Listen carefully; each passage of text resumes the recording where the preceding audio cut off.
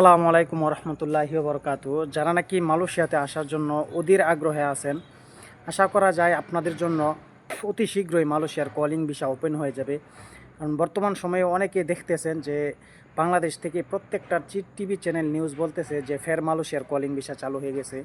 আসলে বিষয়টা হলো অন্যরকম, যে মালয়েশিয়াতে আপনার যে কর্মীর প্রয়োজন, যে একটা কোটা, সেই কোটার আবেদনের জন্য মালয়েশিয়াতে যে নিয়োগকর্তা কোম্পানি আছে, তারা সেই নিয়োগকর্তা কোম্পানিগুলা যে 31শে ডিসেম্বরের ভিতরে তারা গভর্নমেন্টের কাছে আবেদন করবে যে আমাদের এতগুলা কোটার প্রয়োজন, আমাদের এতগুলা কর্মীর প্রয়োজন।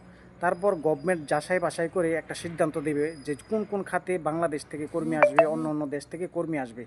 ওইটা যখন কোটার আবেদন, এটা শুধুমাত্র কোটার আবেদন আপনার যে মালয়েশিয়াতে নিয়োগকর্তা কোম্পানি আছে তাদের জন্য চালু হয়েছে। তবে অতি শীঘ্রই আশা করা যায় মালয়েশিয়ার কলিং ভিসা বাংলাদেশিদের জন্য চালু হয়ে যাবে। হয়তো সপ্তাহ 10 দিন কিংবা 1-1.5 মাসের ভিতরেই আপনাদের জন্য ভালো একটা গুড নিউজ আশা করা যায়।